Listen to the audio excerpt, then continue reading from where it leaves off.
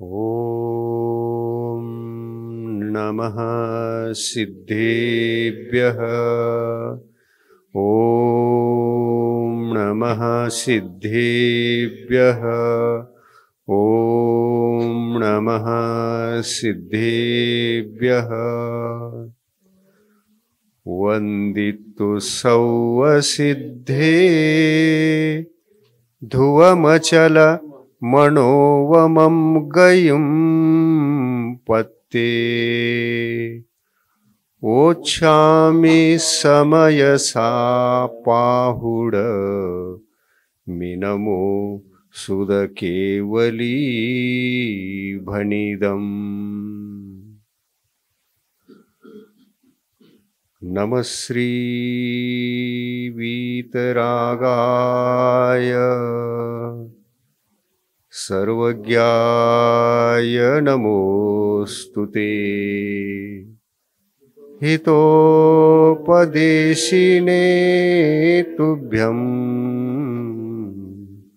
नमोस्तु परमात्मने। नमोस्तु परमात्मने। बोली संत शिरोमणि आचार्य गुरुवर श्री विद्यासागर जी महाराज की, अनंत अनंत सिद्ध परमेष्टियों की, पंच परमेष्टि भगवंतों की, आचार्य प्रवर श्री समय सागर जी महाराज की।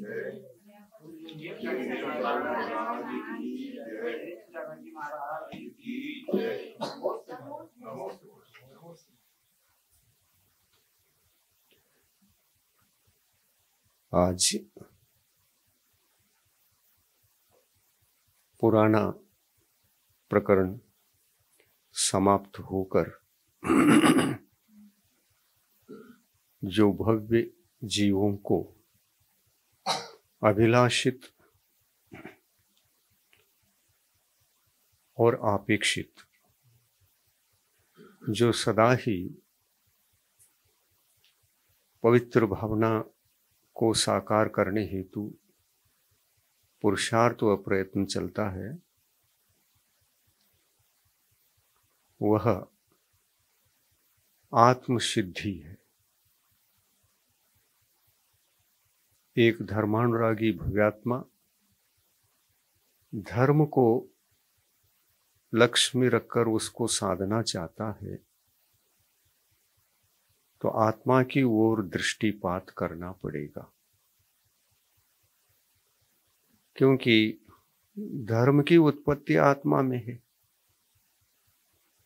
आत्मा से भिन्न कहीं बाहर में धर्म होता भी नहीं। आत्मा धर्म का केंद्र है। उसकी उपलब्धि, उसकी प्राप्ति उसके भीतर जाने से मिलेगा, उसका चिंतन करने से मिलेगा। आत्मचिंतन बहुत जरूरी है एक धर्मानुरागी भव्य जीवात्मा को, जो आत्म कल्याण चाह रहा है। आत्मा का कल्याण क्या है? आत्मा को भजना ही आत्मा का कल्याण है। आत्मा को जानना, पहचानना, यही आत्मा का कल्याण है। जगत को तो अपन अनादिकाल से जान रहे हैं, देख रहे हैं, जी भी रहे हैं। ऐसा कोई भी संसार का एक भी प्राणी नहीं है जो बहिर्जगत को नहीं जान रहा हो। परंतु आत्मा को जानने वाले जो पहचान कर चुके होते हैं, वो वर्ग बहुत सीमित है। और जो जान चुका है वो धर्मात्मा बनने के लक्षणों को प्रकट कर लेता है। धर्मात्मा बनने का प्रथम लक्षण है, बहिर्जगत को जानते जानते बहुत समय व्यतीत हुआ है, अनादिकाल व्यतीत हुआ है। क्या जानने के लिए केवल बहिर्जगत एक ही है? ये जब प्रश्न उठता है, तब उसका उत्तर भी धर्मानुरागी को मिल जाता है। धर्मानुराग है तो बहिर्जगत ही केवल नहीं है, धर्म भी एक अलौकिक विषय है। धर्म भी एक अलौकिक विषय है। मैं धर्म का अनुरागी होकर मैं धर्ममय जीवन जीना चाहता हूं। तो बहिर्जगत के आपाधापी में धर्म होता नहीं। बहिर्जगत के सारे कार्य अनंत काल से किए गए हैं। बहिर्जगत को जरा गौण करना, भूल जाना, टोटल भी भूल जाते हैं तो कोई दिक्कत नहीं है, क्योंकि उससे भी बड़ा अंतरंग जगत है। और उस जगत को जीना या अगर हम प्रारंभ कर देते हैं और बहिर्जगत का संपूर्ण ज्ञान प्रकट हो जाए, उसको क्षायिक ज्ञान बोलते हैं, केवल ज्ञान कहते हैं। अंतरंग जगत को जीने वाले, अंतरंग जगत का ही सदा चिंतन करने वाले, अंतरंग जगत में आनंद जो लेते रहते हैं, वहीं विहार करते हैं, उसका चिंतन ही ज्ञान है। वह ज्ञान ही भोजनामृत है। आत्म तत्व का चिंतन तो जो हम भोजन करते हैं, दाल रोटी भात इत्यादि का, ये बहिरंग जगत का भोजन है। परंतु अंतरंग जगत का जो भोजन है वह सम्यक ज्ञान है, सम्यक ज्ञान। और बहिरंग जगत के भोजन करने के लिए कोई सम्यक ज्ञान की जरूरत नहीं है। वो तो मिथ्या ज्ञान को भी धारण करने से हो जाएगा। परंतु अंतरंग जगत को जीते जीते, अंतरंग जगत के भोजनामृत को आप पान करना चाहते हैं या सेवन करना चाहते हैं, ज्ञानामृत ही भोजन है। और विशेष ज्ञानामृत की वृद्धि के लिए, जो विशेष वृद्धि करते समय जो विशुद्धि बढ़ती है, वो हमारा पेय वस्तु है, जल है। भोजन तो कर लिया, जल नहीं पिएंगे तो पचेगा नहीं, कब्ज हो जाएगा, गैस बढ़ जाएगी और अनेक प्रकार की समस्याएं उत्पन्न हो सकती हैं। संपूर्ण समय सार को पढ़ लिया, मान लीजिए आत्म तत्व का कथन है, तो भोजन तो कर लिया, लेकिन उस भोजन के करने पर, संपूर्ण पढ़ने पर मन में जरा भी विशुद्धि नहीं बढ़ रही है, तो पानी नहीं पी रहे हो।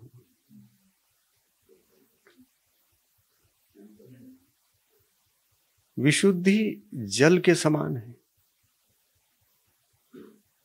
और समय सार की गाथाओं को रटना ये भोजन के समान है। भोजन करना सबको आ जाएगा,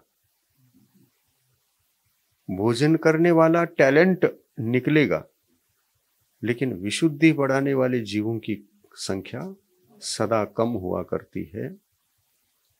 भोजन किस लिए करना? पानी पीने के लिए करना है।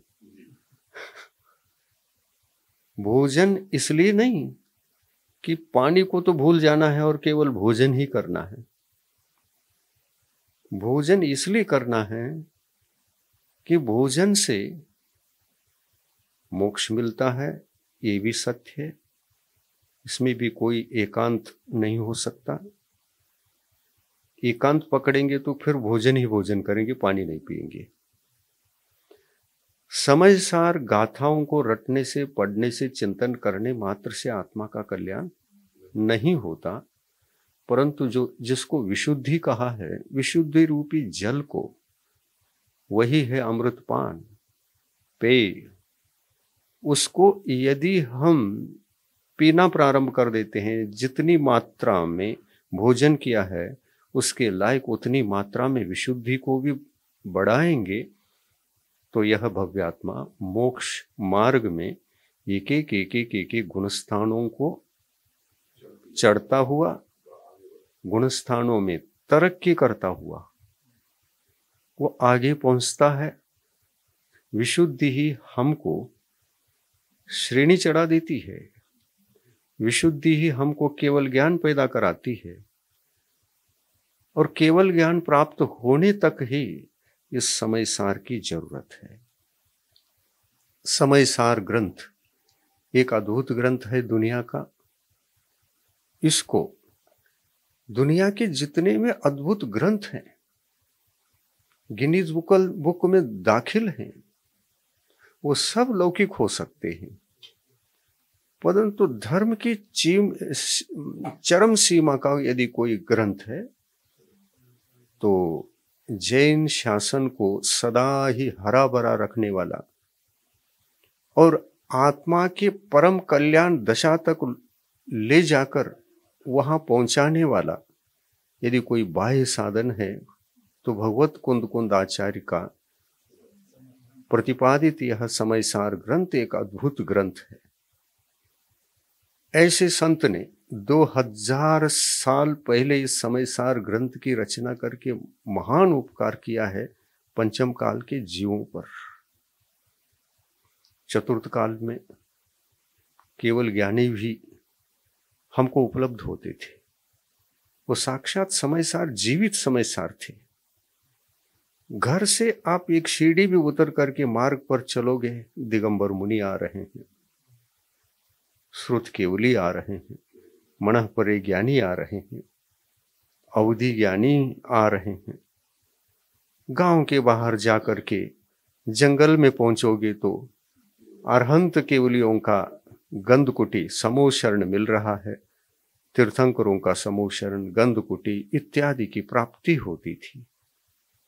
ग्रंथ लिखने की जरूरत नहीं थी।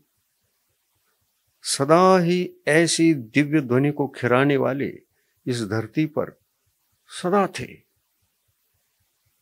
सुलभ था चतुर्थ काल, सुखमय था, जहां पर ग्रंथ और ग्रंथ की गाथा और उनका चिंतन जरूरत नहीं है।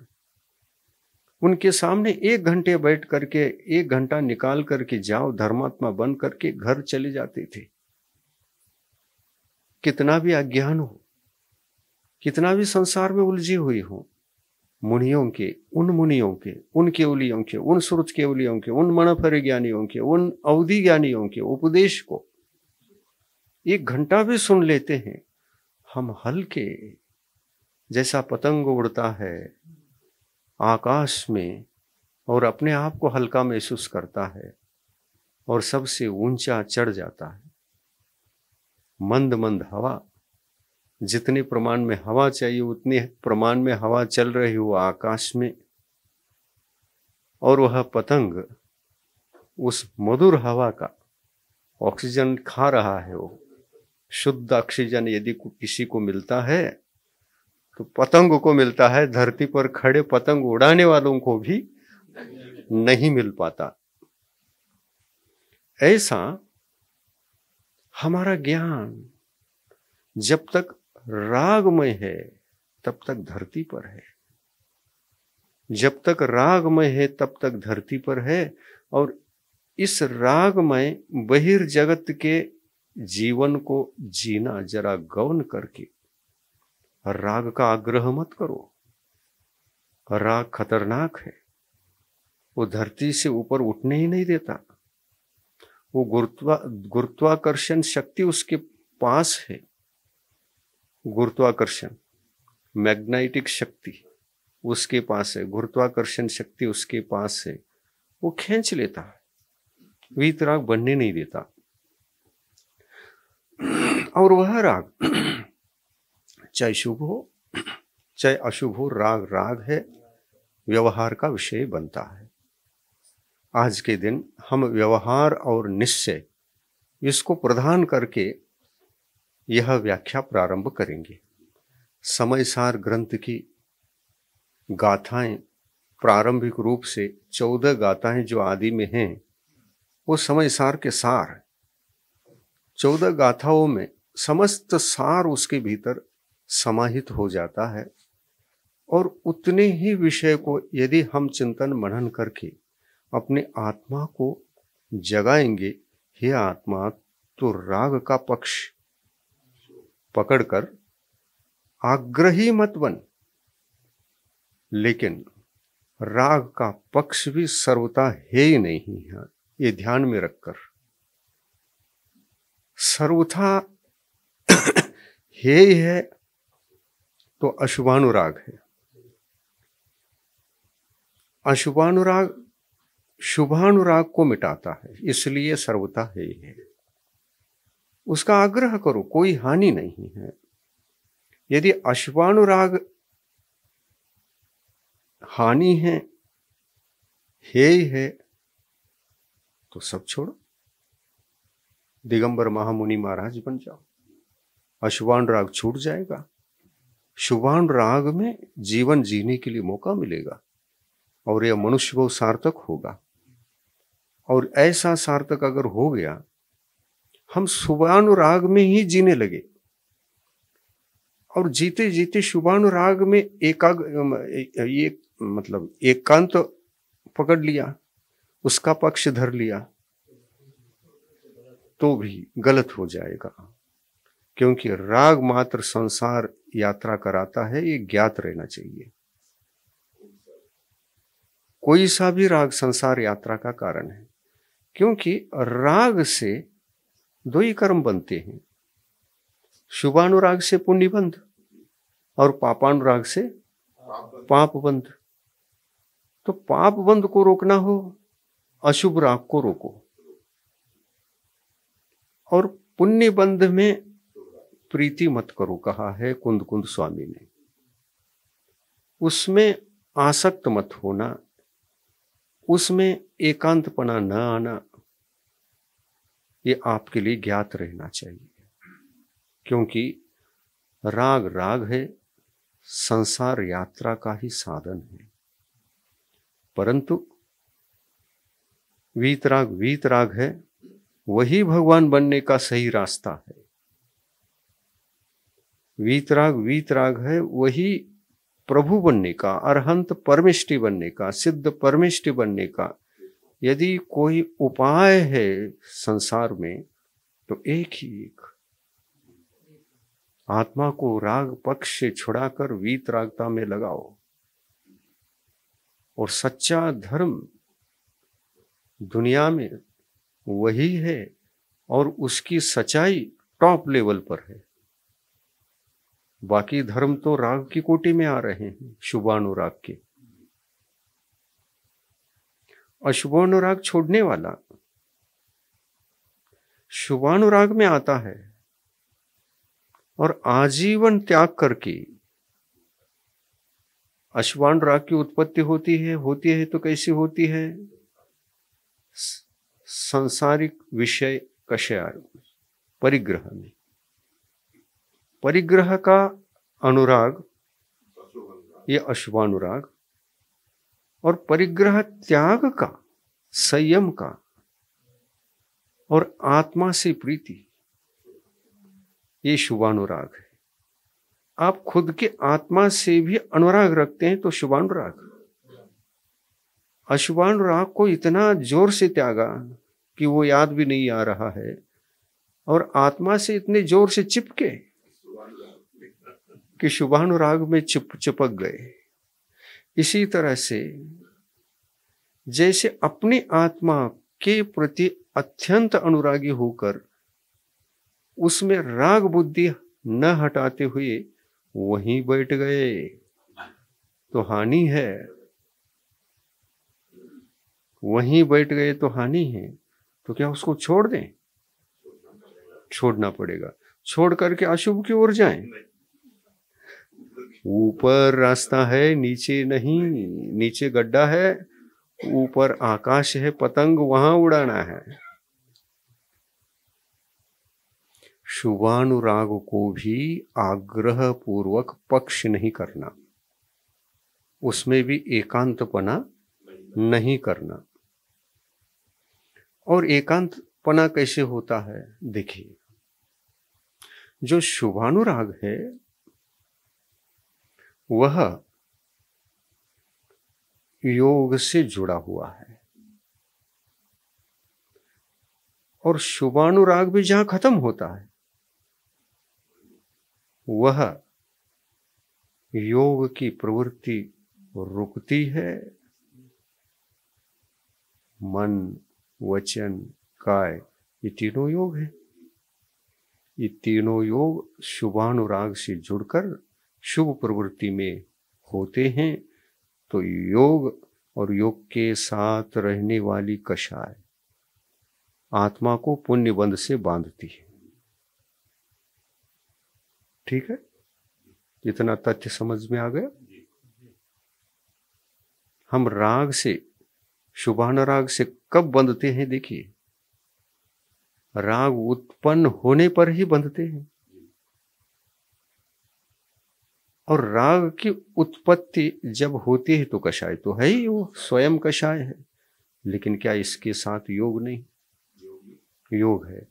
योग की प्रवृत्ति,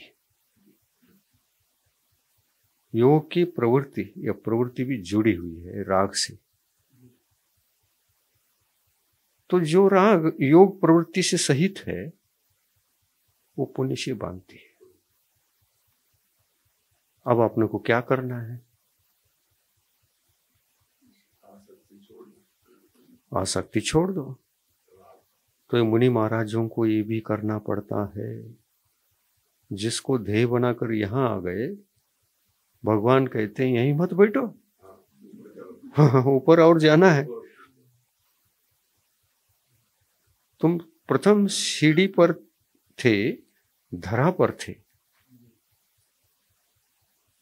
उसको प्रथम सीढ़ी से कदम उठाकर द्वितीय सीढ़ी पर रखा है, तो ये शुभ वाला है। अब इसके पश्चात यदि कोई सीढ़ी है तो शुभ राग वाला वो नहीं है। वहां योग है लेकिन प्रवृत्ति नहीं है, तो क्या है? वहां गुप्ती है। गुप्ती है। गुप्ती क्या चीज है?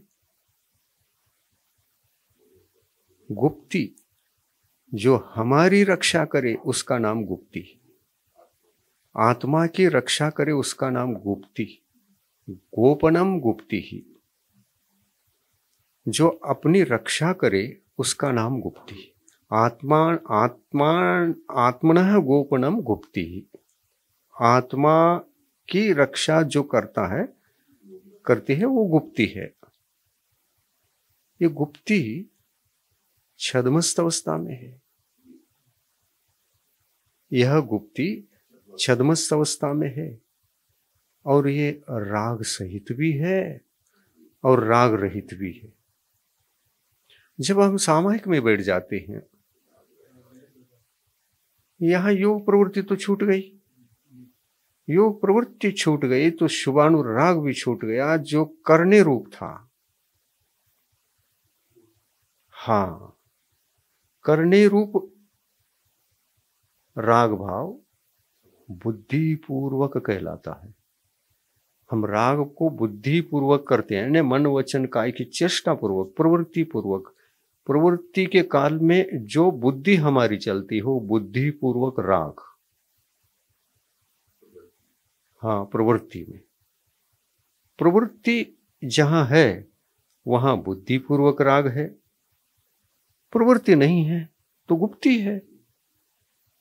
यहां पर भी गुप्ती है, यहां पर भी गुप्ती है और सामायिक में बैठोगे तो भी गुप्ती है।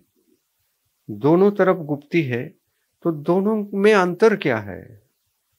एक गुप्ती प्रवृत्ति से सहित है और एक गुप्ती निर्वृत्ति में है। और यह जो मुनियों को गुप्ती होती है, प्रवृत्ति सहित गुप्ती होती है, ये प्रवृत्ति सहित है तो किस में प्रवृत्ति? शुभ में, शुभानुराग पूर्वक शुभ में प्रवृत्ति है। शुभ क्या है? शुभ क्रिया। इन क्रियाओं को संपन्न करने के लिए हम शुभानुराग से युक्त होकर इन क्रियाओं में लग जाते हैं। जैसे मैं अभी बोल रहा हूं, आप सुन रहे हैं, आप सुन रहे हैं इसलिए बोल रहा हूं, आप सुन रहे हैं इसलिए बोल रहा हूं, आप नहीं सुन रहे हैं, मैं नहीं बोलता, तो ये राग हुआ कि नहीं हुआ? किसके ऊपर राग है? आप लोगों के प्रति अनुराग है। ये व्यवहार गुप्ती है। व्यवहार गुप्ती में मैं प्रवृत्ति भी करता हूं तो आगमानुसार बोलते हुए, भाषा समिति को संभालते हुए। यह हमारा 28 मूल गुण का मूल गुण है। 28 मूल गुण में से एक गुण है जो 5 समिति के भीतर इसका नाम है। 5 समिति। समिति, भाषा समिति। भाषा यानी जो भी भाषा हो, हिंदी हो, कन्नड़ हो, मराठी हो, वो भाषा है। भाषा की प्रवृत्ति करोगे, भाषा के आलंबन से वचनों की प्रवृत्ति कराओगे। हमारे पास वचन निकलने की शक्ति है, सामर्थ्य है, मुख तो नहीं है, लेकिन मुख की भी प्रवृत्ति है,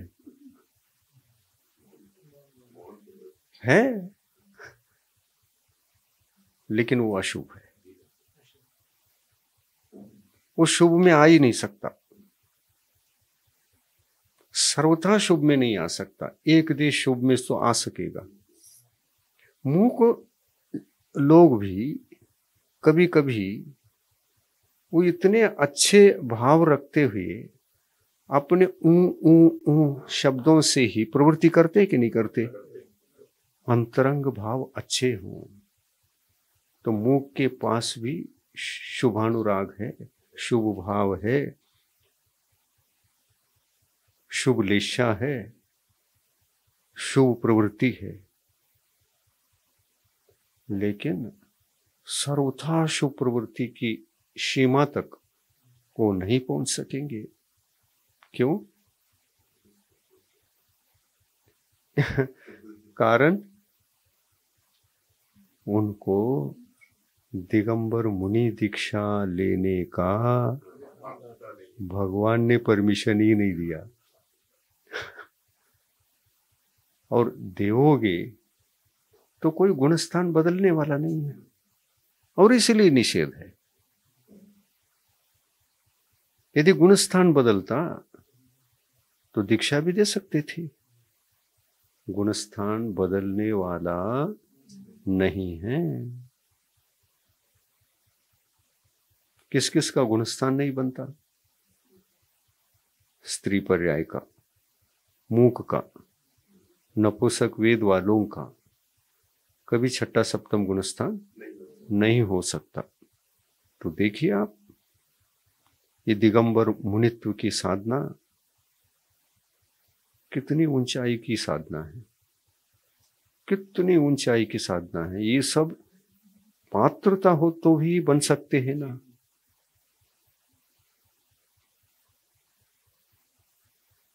कान न हो तो चलेगा, मुख नहीं होना चाहिए। और जो मुख होता है उनको कान भी नहीं होते।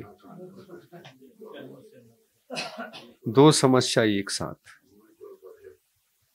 बधिर तो वही तो मुख्यता है ना, जिनके कान बचपन से सुनाई नहीं देते, उन्होंने भाषा कभी आपके सुना नहीं और इसलिए बोलना जानता नहीं, इसीलिए मुख कहते हैं उनको। तो कान, वैसे तो कान ही मुख्य है। मुख कौन? जो बहिरा है वही मुख। पहला बहिरा नहीं था, अब कान मंद हो गए इसलिए सुनाई नहीं दे रहा, ये बात अलग है। वो तो मुनियों को भी होता है बाद में। कान कमजोर हो गए, पर्दे कमजोर हो गए तो वहां पर फर्क पड़ता है। ये चल जाएगा छठे सप्तम गुणस्थान के लिए। लेकिन सर्वथा कान बचपन से ही नहीं सुनाई देते हो तो उपदेश ग्रहण करने की, शिक्षा ग्रहण करने की शक्ति नहीं रहती। और ऐसे जीव अक्षर ज्ञान भी नहीं कर सकते। अक्षर ज्ञान तो करना, लिखना पढ़ना आ जाएगा, लेकिन समझ में अक्षर लिखना क्या, आंख है, वो आकारों को वो लिख सकता है देख देख कर, पर उसका भाव, उसका उच्चारण कैसे किया जाता है, कौन सी भाषा है, क्या है, क्या मुख सीख सकता है? आवाज सुनने की शक्ति वहां चाहिए, तभी हो सकता है, बोल सकता है वो। फिर बोलने की शक्ति त्रस जीवों में होती ही है। द्विइंद्रिय से लेकर के संगी पंचेंद्रिय तक के जीव सारे बोल सकते हैं। बोलने का मतलब इतना ही, आवाज निकलती है, यही बोलना है। हाँ, आप भी बोल रहे हैं ना, आवाज को निकालने की शक्ति है, इसलिए आप बोल पा रहे हैं। आवाज ही नहीं निकली तो देखिए, निकाल करके देखिए, ओम, कुछ भी आवाज आ रही है आपकी, आप त्रस हैं।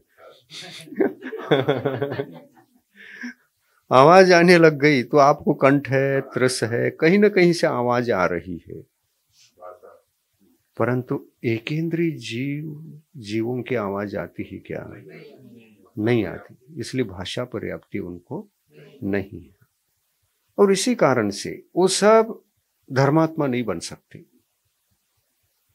धर्म की ओर बढ़ने के लिए तो क्या चाहिए? संगी पंचेंद्रिय होना अत्यंत आवश्यक है। असंगी पंचेंद्रिय को भी धर्म नहीं है, पूरी जिंदगी उनको अधर्म के साथ ही निकालना पड़ता है। अधर्म क्या है? मिथ्यात्व अधर्म है। धर्म क्या है? सम्यक्त्व धर्म है। ये समझ में आना चाहिए। तो चलिए, हम व्यवहार निश्चय का कथन करना चाहते हैं आज, क्योंकि समय सार ग्रंथ एक ऐसा ग्रंथ है, हर बात को व्यवहार से निश्चय से, व्यवहार से निश्चय से, हर चीज को उसका पुट देकर, और जिस पुट से आध्यात्मिक गहराई से गहरे बातें सरल हो जाती है, और अनेकांत रूप से जो भी विषय होता है वो सारे के सारे डील हो सकते हैं। ये व्यवहार और निश्चय की देन है। व्यवहार के पक्ष में राग होता है, निश्चय के पक्ष में सर्वथा वीतराग होता है। वीतराग अलग वस्तु है, राग अलग वस्तु है, वो भी दो प्रकार का, अशुभ राग, शुभ राग। अशुभ राग विषय कषायों से जुड़ा हुआ, वो तो हानिकारक है, अनादि से जी रहे हैं अपन। शुभ राग से भी जी नहीं पाए हैं, जो धर्म से जुड़ा हुआ है। और इसमें भी दो भेद, शुभ राग में भी दो भेद, मिथ्यात्व सहित शुभ राग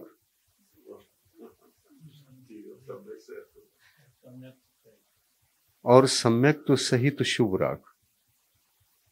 क्या अंतर है इनमें? मिथ्यात्व सहित शुभ राग जो होता है वह बाह्य रूप से क्रियाओं को तो शुभ करता है, इसलिए योग शुभ है। मन वचन काय की प्रवृत्ति शुभ है, और इसलिए तो बंद करता है पुण्य का, वो भी पुण्य का बंद कर रहा है। तो मिथ्या दृष्टि को भी शुभ राग होता नहीं है, सर्वथा एकांत नहीं है, परंतु धर्म निरपेक्ष शुभ राग वहां है, धर्म निरपेक्ष शुभ राग वहां है।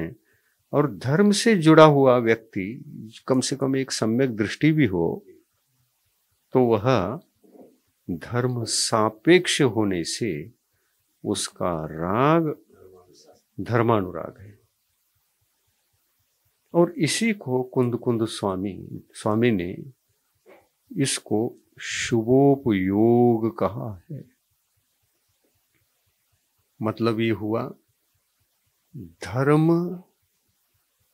तीन प्रकार का, सम्यक दर्शन, सम्यक ज्ञान, सम्यक चारित्र, तीन प्रकार का धर्म।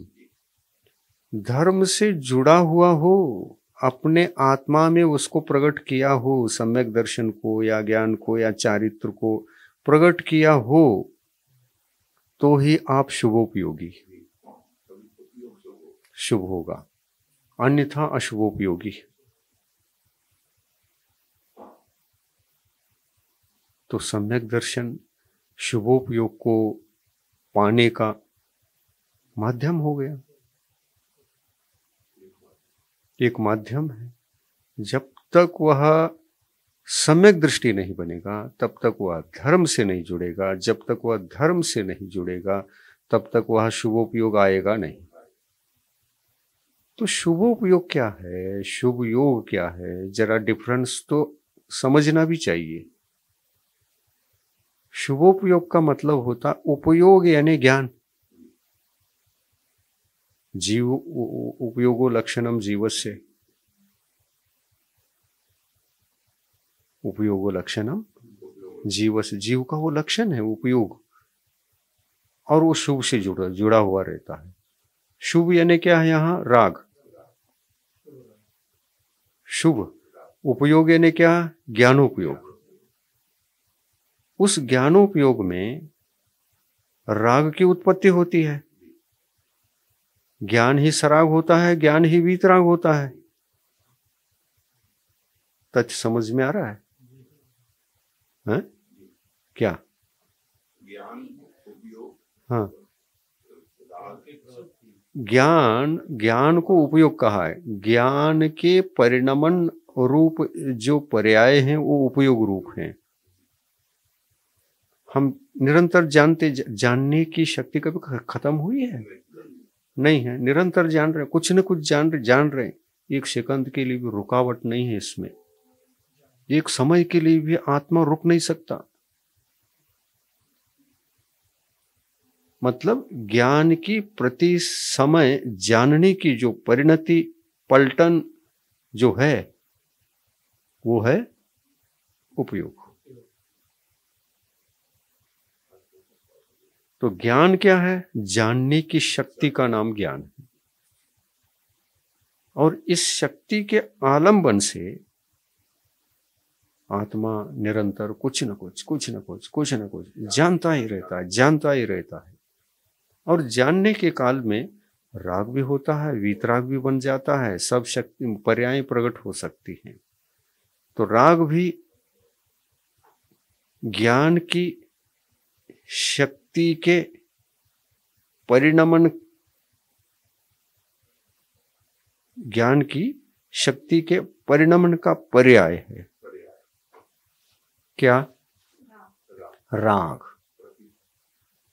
राग भी पर्याय है। तो राग पर्याय है, तो ये राग कषाय के बिना संभव है। मोहनी कर्म बंधा हुआ है इसलिए राग होता है। क्या ज्ञानावरणी कर्म का बंध हुआ इसलिए राग हो रहा है? आयु कर्म का बंध हुआ इसलिए राग उत्पन्न करने में निमित्तभूत कर्म कौन है? मोहनी कर्म, वो द्रव्य कर्म है। द्रव्य कर्म के उदय में भाव कर्म उत्पन्न हो सकते हैं, हो ये नियम नहीं, उत्पन्न हो सकते हैं। कब करेंगे तो उत्पन्न हो सकते हैं, नहीं करेंगे तो उत्पन्न नहीं होते। हाँ, निवृत्ति काल में नहीं होंगे। देखिए, हम जब सामायिक बैठते हैं तो ध्यान रखना, अभी तो हम व्यवहार में जी रहे हैं, निश्चय में तो है ही नहीं। निश्चय की उपलब्धि हमको सामायिक में बैठने के बाद ही है, जहां पर व्यवहार गुप्ति छूट जाती है और निश्चय गुप्ति की उपलब्धि होती है। और व्यवहार गुप्ति क्या है? तो कहते हैं पंचेंद्रिय विषयों में आप प्रवृत्ति नहीं करते, ये व्यवहार गुप्ति है। और यह व्यवहार गुप्ति के रूप में तभी कही जाएगी जब आप धर्म से जुड़े हों। कौन से धर्म से? मुनि धर्म से। हाँ, मुनि धर्म से। तो फिर हम पंचम गुण स्थान में एक देश त्याग वगैरह करते हैं, उसमें क्या गुप्ती नहीं है? तो कहते हैं वो परिशुद्ध गुप्ती नहीं है, क्योंकि वहां पर धर्म से जुड़ने की भावना होने से विषयों को जरा जरा जरा जरा कम करने का प्रयास कर रहा है। एक देश विषय प्रवृत्ति भी है और एक देश धर्म प्रवृत्ति भी है, संयम प्रवृत्ति, चारित्र प्रवृत्ति, एक देश है। तो देखिए आप यहां पर ये समझना है दोनों हैं। तो गुप्ती की सिद्धि के लिए प्रयास तो कर रहा है वो, लेकिन प्योर नहीं मिल रही है। रोटी तो बना रहे हैं आप, लेकिन बन नहीं पा रही है। हाँ, जब तक रोटी पूर्ण न बने तब तक कच्ची अधूरी अवस्था में है। इसी प्रकार देश संयम पंचम गुण स्थानवर्ती जो जिस देश चारित्र को धारण करते हैं वो कच्ची रोटी के समान है, और पकी हुई रोटी जो है वो छठे सप्तम गुण स्थान में मिलती है। बनी बनाई गरम गरम रोटी, हाँ मजा आता है। आटा खा सकते हो। पानी मिलाकर जो कच्ची रोटी खा सकते हैं, तो इससे स्वास्थ्य का लाभ नहीं होगा। रोटी कच्ची रोटी है। पंचम गुणस्थान की जो रोटी बनी है देशव्रत की, वो कच्ची रोटी है। इससे न तो मोक्ष मिलने वाला है, न तो केवल ज्ञान, और न ही मुनि अवस्था कहलाएगी वो। हाँ, मुनि अवस्था का मतलब जिसने रोटी बना लिया और खाने को रेडी हो गए।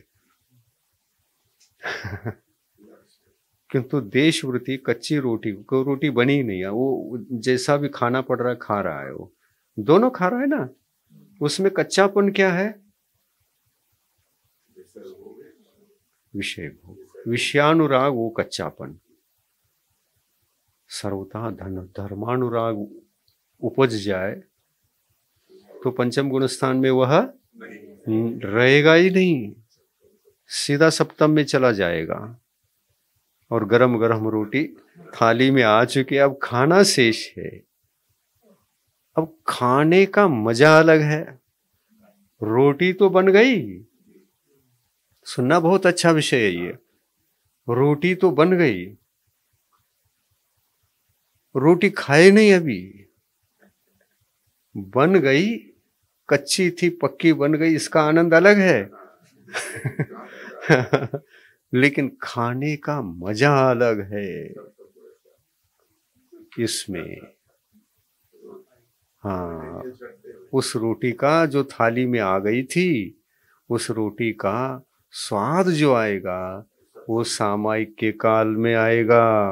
और सामायिक के काल के आनंद को निश्चय कहते हैं। सामायिक को छोड़कर, यानी गुप्ती व्यवहार गुप्ती रहित और निश्चय गुप्ती सहित अवस्था मुनियों की, वो निश्चय नहीं का विषय है। कुंद कुंद स्वामी इसी बात को बहुत डीप डीप डीप डीप समझाते हुए गहराई में ले जाते हैं व्यवहार निश्चय को।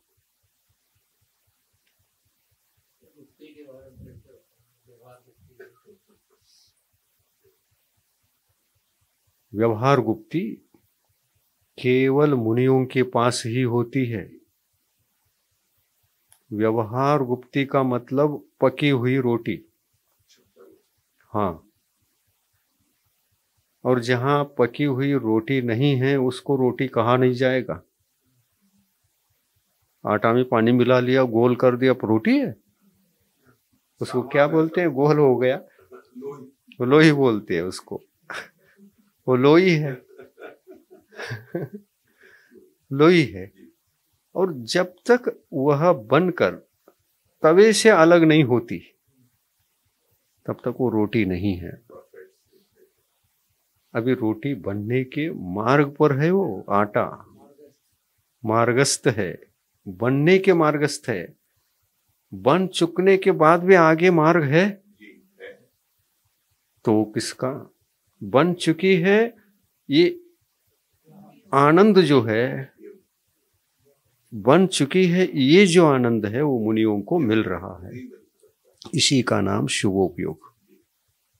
रोटी बनाने का कार्य खत्म हो गया है और वह रोटी थाली में भी आ गई है, गरम गरम है। सबके साथ मिला के खा लो तो अलग ही आनंद है, लेकिन वो आनंद सामायिक में बैठे बिना नहीं है। सप्तम गुणस्थान के पहले संभव नहीं है। सप्तम गुणस्थान के 2 पार्ट हैं। थोड़ा सा इसको मैं डिस्कस करना चाहता हूं, और या बोलो नहीं, इसको डिस्कस करके जरा सामने रखूंगा तो पूरी परिपूर्ण रूप से क्लियर हो जाएगा। सप्तम गुणस्थान के 2 पार्ट हैं और उसके ऊपर 8वां गुणस्थान आ रहा है। इसमें 2 पार्ट किया गया। क्यों किया गया? इसलिए कि ऊपर 8वां गुणस्थान है और नीचे 6ठा है और ये बीच में है। 8वां गुणस्थान का मतलब श्रेणी चढ़ने वाला गुणस्थान। आप पहुंच गए तो श्रेणी चढ़ रहे हो। 8वें में पहुंच गए, आपके पास या तो उपशम श्रेणी रहेगी या तो छपक श्रेणी रहेगी। लेकिन क्या उस उपशम श्रेणी और छपक श्रेणी में चढ़ने के लिए भूमिका का निर्माण करना आवश्यक नहीं है क्या? तो भूमिका का निर्माण उत्कृष्ट रूप से 7वें में ही बनेगा ना। यही बनता है, इस कारण से 7वें में ही बनता है। इस कारण से उसके 2 पार्ट किए गए। क्यों करना पड़ा? क्योंकि देखिए, 7वें गुणस्थान में व्यवहार गुप्ती भी है और निश्चय गुप्ती भी है। 7वें गुणस्थान से व्यवहार गुप्ती समाप्त होती है, जाने के बाद है, विद्यमान है, लेकिन व्यवहार गुप्ती को समाप्त करके निश्चय में जाने का अवसर भी उसी गुणस्थान में है। हाँ, तो आगम की भाषा में, आगम ग्रंथों में, आगम की दृष्टिकोण से, आगम भाषा में जो 7वें गुणस्थान के मुख्य 2 पार्ट किए गए, उनका नाम ये है: स्वस्थान अप्रमत्त गुणस्थान और सातिशय अप्रमत्त गुणस्थान। देखिए, ये कभी सुना है दोनों नाम? हाँ, पहली बार सुना? उससे पहले नहीं सुने थे?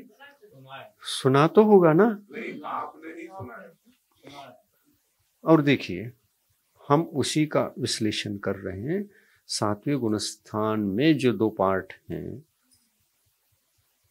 वहां राग भी है, तो वीतराग दशा को पाने का अवसर भी है, परंतु 6ठे में नहीं है। नीचे किसी भी गुणस्थान में इस शुभानुराग को खोने का अवसर ही नहीं है। पंचम में वह भी विषयों से भी जुड़ा हुआ है और संयमानुराग भी है। संयम नहीं है, संयमानुराग है। संयम की ओर बढ़ रहा है, संयम का अभ्यास कर रहा है। पंचम गुणस्थान वैसे तो इसको संयम वाला गुणस्थान कह नहीं सकते, क्योंकि वहां असंयम का भी संबंध है और संयम का भी संबंध है। इसलिए संयमा संयम उस गुणस्थान का नाम ही है। विरता विरत, संयमा संयम। हाँ, चारित्र वीरता विरत एक ही बात है।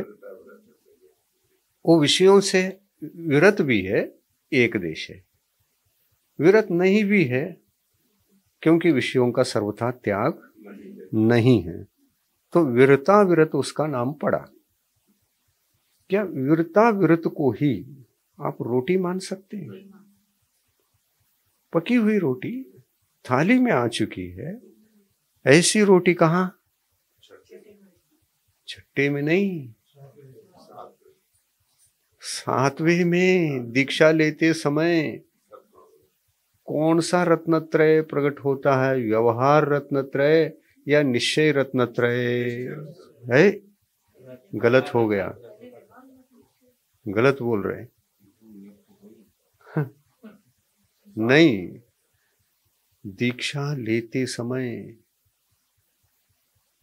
पंच महाव्रतों का संकल्प होता है, 5 समितियों का संकल्प होता है, 5 इंद्रिय निरोध का संकल्प होता है, 7 शेष गुण और षड आवश्यक इनका संकल्प तो होता है।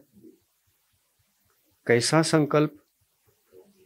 मैं इनके विरुद्ध जो पाप थे उस पाप में प्रवृत्ति, मन वचन काया से प्रवृत्ति नहीं करूंगा जीवन पर्यंत। यही महाव्रत है। जीवन पर्यंत मैं पंच पापों में प्रवृत्ति नहीं करूंगा, ये अशुभ निवृत्ति है। अशुभ यानी विषय कषाय। विषयानुरागी नहीं बनूंगा, विषयों में प्रवृत्ति नहीं करूंगा, मन वचन काय को संभालूंगा। ये व्यवहार गुप्ति है, ये व्यवहार गुप्ति है। शुभोपयोग व्यवहार रूप है, शुद्धोपयोग निश्चय रूप है। शुभोपयोग व्यवहार रूप है, इसलिए सर्वथा शुभानुराग का ही पक्षधर है। शुभोपयोग शुभानुराग का ही पक्षधर है, क्योंकि आजीवन पर्यंत अशुभानुराग का त्याग है। ये गहराई समझ में आ गई? आ गई समझ में? प्रश्न नहीं, सुनते जाओ, प्रश्न बाद में पूछना। शुभानुराग केवल शुभानुराग ही है, अशुभानुराग है ही नहीं, क्योंकि आजीवन त्याग है। तब इस सर्वथा शुभानुराग में ही रहने वाले इस आत्मा को आप सप्तम गुणस्थान वाला कहोगे या पंचम गुणस्थान वाला कहोगे? सप्तम वाला। अब बताइए, व्यवहार गुप्ति पंचम गुणस्थान में कहां है? क्यों नहीं है? असंयम जुड़ा हुआ है इसलिए। और उसमें अशुभानुराग का सर्वथा त्याग होने से, वो शुभानुराग से ही केवल जुड़ा हुआ होने से वो व्यवहार गुप्ति है। और इस व्यवहार में जो सर्वथा शुभ रूप है, उस व्यवहार में ही अपनी रक्षा करने का नाम व्यवहार गुप्ति। असंयम से बचकर संयम में ही सर्वथा रहूंगा, प्रति समय रहूंगा, पल पल रहूंगा, विषयों का स्पर्श नहीं करूंगा, न मन से, न वचन से, न काय से, न आत्मा के उपयोग से। आजीवन पर्यंत त्याग पंच पापों का, हिंसा, झूठ, चोरी, कुशील, परिग्रह, इन सब का आजीवन पर्यंत त्याग। मन से त्याग, वचन से त्याग, काय से त्याग। तो मन वचन काय से त्याग किया तो प्रवृत्ति करने का सवाल ही नहीं आया। अशुभ से सर्वथा निवृत्त हो गए। अशुभ से सर्वथा निवृत्त हो गए।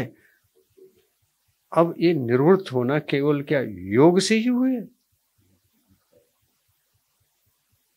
योग से होना काफी हो जाएगा? ऐसा तो अनुभव भी कर लेगा। मनवचन काय की प्रवृत्ति को विषयों से बचाना आसान है, कोई भी कर लेगा। लेकिन उपयोग में से भी ये विषयानुराग हट जाना चाहिए। ये हार्ट ऑपरेशन है। ज्ञानोपयोग, ज्ञानोपयोग अशुभ भी है, शुभ भी है और शुद्ध भी है ना। इसी ज्ञानोपयोग के अशुभ प्रवृत्ति को अशुभोपयोग, धर्म से जुड़ा हुआ ये शुभोपयोग। ये धर्म दो प्रकार का, शुभ धर्म और शुद्ध धर्म। शुद्ध धर्म निश्चय, शुभ धर्म व्यवहार। बहुत क्लियर है, क्लियर कट। अब एक बार इस गणित को समझेंगे ना, बहुत सुगम होता है जीवन। क्या जी रहे हैं हम, कैसे जी रहे हैं, कहाँ पर विद्यमान है, मेरा गुणस्थान कौन सा होगा, सब सब सब सब क्लियर। दर्पण, दर्पणवत क्लियर हो जाएगा। तो देखिए, व्यवहार और निश्चय ये हमारा मेजर विषय है आज के प्रवचन का। व्यवहार यानी राग का पक्ष वाला, उसमें वीतराग बिल्कुल नहीं है। और निश्चय यानी सर्वथा राग मुक्त। समझ रहे हैं? स्टेप बाय स्टेप पकड़ते जाओ, समझते जाओ। एक बार समझ में आ गए ना, गणित बैठ गया ना, आपको फिर कोई शंका ही नहीं होती। जमा लो, सुनते समय सावधानी से सुनो और उसको जमा जमा करके सुनो। और सुनते समय क्वेश्चन मत उठाओ। तत्काल क्वेश्चन उठोगे तो आप क्वेश्चन उठाने में आपका उपयोग चला जाता है और एकाग्रता से पकड़ जो थी वो ढीली हो जाती है। जो क्रम से आ रहा था, समझ में आ रहा था, लेकिन क्वेश्चन उत्पन्न हो गए, अभी मत पूछो। हो भी गए तो दबाओ, बाद में पूछो, लेकिन ग्रहण करते जाओ। सब विषयों का समाधान। हाँ, ऑटोमेटिक। मतलब मैं जो कर रहे हूं ना, इसमें सभी प्रश्नों का उत्तर आने वाला होता है। आप बीच में ही पूछ बैठ गए। हाँ, हाथ चालू हुआ है। समय सार का व्याख्यान इतना डीप है कि आपकी बुद्धि की क्षमता उसमें चाहिए। उपयोग की एक क्षमता का मतलब उपयोग की एकाग्रता, स्थिरता चाहिए। उस स्थिरता से सुन रहे हो, सब हृदयंगम होगा। क्वेश्चन मत उठाओ बीच में, मैंने ऐसे सुना था, ये क्या बता रहा। ये क्वेश्चन भूल जाओ। अभिप्राय को ग्रहण करने में, पकड़ने में लगे रहो। आपको ऐसी एकाग्रता के काल में सारे प्रश्नों का निरसन होता होता होता सारी शंकाएं समाप्त हो जाती है। क्योंकि मेरे मन में जितने प्रश्न थे वो सारे के सारे उत्तर मिलते जा रहे हैं। समूह शरण में भगवान की वाणी सुनते समय सारा निरसन होता जाता है, होता जाता है, होता जाता है। उसको भूख प्यास तक नहीं लगती, उसमें डूबा हुआ होता है। घर भूल जाता है, रोटी भूल जाता है, और समूह शरण में भूख नहीं लगती। जितने भी श्रोतागण होते हैं, भूख नहीं लगती। क्यों? अभी आपको लग रही है क्या प्रवचन सुनते समय? तो यही नहीं लग रहे तो भगवान के सामने तो अतिशय महाअतिशय है, वहां कैसे लगेगी? ये बताओ। खाने का पेट खाली, उपवास से भी बैठे हो तो उपयोग एकाग्र रहता है आपका, खाने पीने का याद ही नहीं आता। और मन ये नहीं कहता कि चलो बहुत सुन लिया अब चलो नहीं होता है। क्यों? आत्मा को असली भोजन मिल रहा है तो नकली भोजन को तो भूल ही जाता है वो। और शरीर जड़ है, है? वो मांगता है क्या? वो ज्ञानमय है क्या? ज्ञानमय होता तो उसको बार बार उधर याद आता। और हम इधर आत्मा है, अपना ज्ञानोपयोग इधर लगा हुआ है। तो ये शरीर जड़ है, इसकी भूख प्यास वेदना आदि अंदर है। लेकिन आप धर्म की बातें, आत्मा की बातें, अपनी बातें जब सुनने लगते हैं तो आप कहते हैं कि मेरा भोजन तो मिल गया। और उस काल में जब आपका भोजन आपको मिलता रहता है, उधर काहे को जाएगा? शरीर को भूल जाता है, वो शरीर की वेदना को भूल जाता है। शरीर जड़ है, वो तो आग्रह भी नहीं करता, याद भी नहीं दिलाता।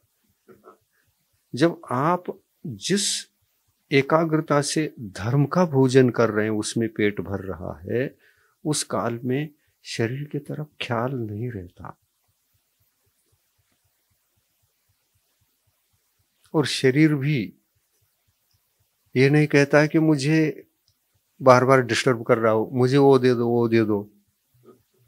तुम अपने भोजन तो कर रहे हो, मेरे भोजन जो है ऐसे ही रुका हुआ है, वो कोई जगाता है क्या? जड़ है। जड़ होने के कारण से आपको डिस्टर्ब होता ही नहीं। यही विशेषता समूह शरण में बैठकर जब आप लोग उपदेश सुनते रहते हैं, जड़ को भूल जाते हैं। घर परिग्रह पुत्र इत्यादि को भी भूल जाते हैं, इंद्रिय विषय भूल जाते हैं। और इंद्रिय विषय जो है ना, इंद्रिय शरीर में है, इनके विषय हैं वो। बाह्य वस्तु बाह्य जड़ के लिए है, आत्मा के लिए ज्ञानामृतम भोजनम, ज्ञानामृतम एव भोजनम तस्य विशुद्धि पेयम अमृत पेयम, अमृत तुल्यम पेय वस्तु।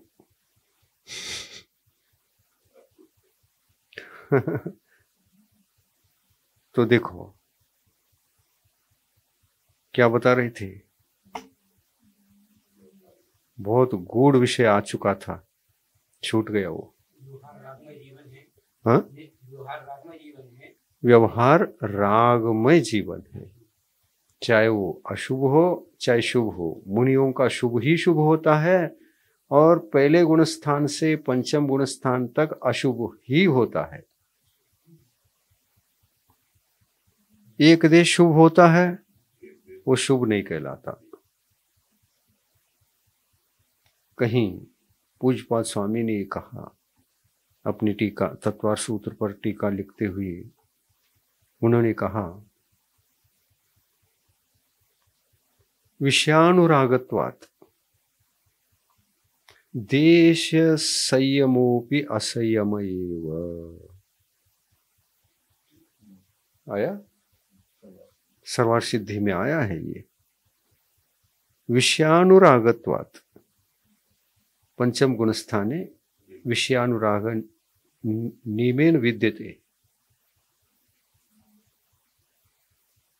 तत्र द्वादश प्रकार अविरतयः सन्ति। वहां पंचम गुणस्थान में 12 प्रकार की अविरतियां हैं। उन 12 प्रकार की अविरतियों में से कितनी अविरति का त्याग किया है? परसेंटेज भी देखिए आप, 12 अविरतियां हैं, उसमें से एक ही अविरति का त्याग है। 24 थाना पढ़िए, आपको पता चलेगा कितने हैं अविरतियां। 11 अविरति तो जीवन में है, और एक अविरति का ही त्याग करके जीवन जी रहा है। पंचम गुणस्थान का जीवन है ये। और चौथे गुणस्थान में 12 की 12 अविरतियां हैं। ये अविरति कितने हैं, कौन कौन से हैं, क्या है ये अविरति का मतलब? अविरति का मतलब वो कार्य जो हमारे लिए पाप बंध के कारण रूप हैं। सदा पाप कर्म का जिनसे बंद होता है वो अविरति कहलाती हैं, और उसमें मन वचन काय की प्रवृत्ति जीव की होती रहती है। ऐसे 12 अविरतियां हैं। वो कौन कौन से?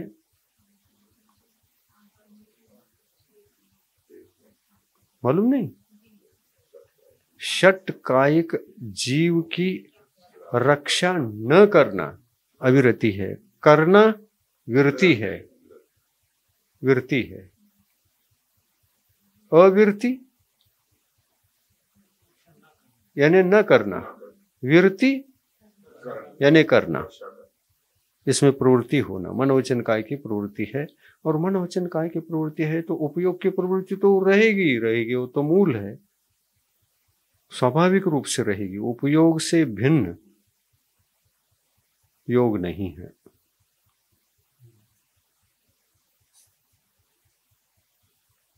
उपयोग राग कर रहा है और शरीर राग नहीं कर रहा, ऐसा संभव? मनोवचन काय की प्रवृत्ति से व्रत हो रहा है और उपयोग त्यागी है, ऐसा हो सकता है?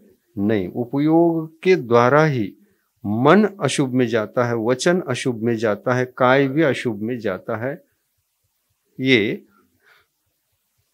ये होता है। तो यहां पर हम ये बता रहे थे, समय कम पड़ जाता है, उपसंहार के लिए भी कम पड़ जाता है। तो यहाँ पर व्यवहार और निश्चय दोनों की बात हो रही है। व्यवहार का तात्पर्य इतना ही समझ लो, व्यवहार राग पक्ष में ही है, और वह व्यवहार दो प्रकार का हो गया, अशुभ व्यवहार और शुभ व्यवहार। अशुभ व्यवहार को मोक्ष मार्ग का कारण नहीं बताया है, वो संसार मार्ग का कारण है। शुभ व्यवहार को वो यदि आत्म कल्याण की अपेक्षा से यदि धर्मानुरागी है, धर्म प्रकट हुआ है, या तो सम्यक दर्शन ज्ञान कुछ भी समझ लो, धर्म प्रकट हुआ है, तो वहां पर उपयोग शुभ बन जाता है। धर्मानुरागी है तो उपयोग शुभ। सर्वथा विषयानुरागी है और धर्म की क्रियाओं को मात्र कर रहा है तो अशुभोपयोगी। 28 मूल गुणों को धारण करता हुआ भी जीव अशुभोपयोगी रह सकता है, क्योंकि सम्यक दर्शन नहीं, ज्ञान नहीं, चारित्र नहीं, केवल अनुष्ठान है। 28 प्रकार के व्रतों में प्रवृत्ति है, और यही 28 मूल गुण धर्म के साथ हों तो सर्वथा शुभानुराग से जुड़ जाते हैं। तो व्यवहार दो प्रकार का हो गया, अशुभ व्यवहार, शुभ व्यवहार। अशुभ अब धर्म के साथ जुड़ जाएं तो इसको व्यवहार गुप्ती ये संज्ञा है। वह व्यवहार जो है सर्वथा पंच पापों से बचा हुआ है, उसके पास व्यवहार गुप्ती हुआ करती है। पंचम गुणस्थान तक व्यवहार गुप्ती भी नहीं है।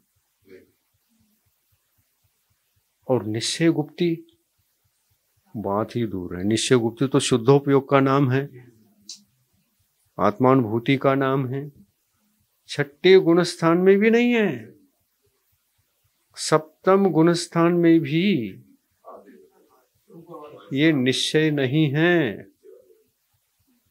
छठे सप्तम गुणस्थान के इस समय मैं क्या कर रहा हूं? उपदेश दे रहा हूं, चर्चा कर रहा हूं। ये इस समय मेरे पास शुभोपयोगी ही है, और सावधानी से बोल रहे हैं, इसलिए भाषा समिति की रक्षा कर रहा हूं। ये भाषा समिति 28 मूल गुण का अंग है, और इसमें मैं सावधानी से क्यों बोल रहा हूं? सावधानी से इसलिए बोलना पड़ रहा है कि इसमें ये भाषा समिति सदोष न बन जाए। बोलते बोलते अत्याचार, अतिक्रम, व्यतिक्रम, अतिचार, अनाचार दोष न लगे। 4 दोषों से बचते हुए भाषा समिति का उपयोग हो रहा है, और ये भाषा समिति कहीं अशुभ की तरफ न भागे, शुभ में ही रहे, उसमें भी निरतिचार रहे, दोषों से मुक्त रहे। इसलिए आत्मा को एकदम अलर्ट, जागृति के साथ बोलना पड़ता है। स्वर, उच्च स्वर भी नहीं होना, उससे कोई फायदा नहीं। स्वर अति मंद भी नहीं होना, उससे भी कोई फायदा नहीं। न अति न इति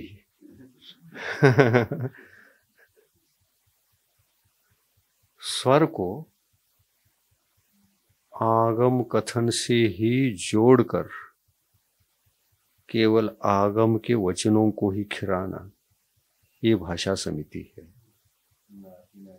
हाँ, जैसे हमने आगम से जोड़ा, आगम धर्म है, आगम आत्म कल्याण का मार्ग है, आगम में जैसा है वैसा ही बताना है।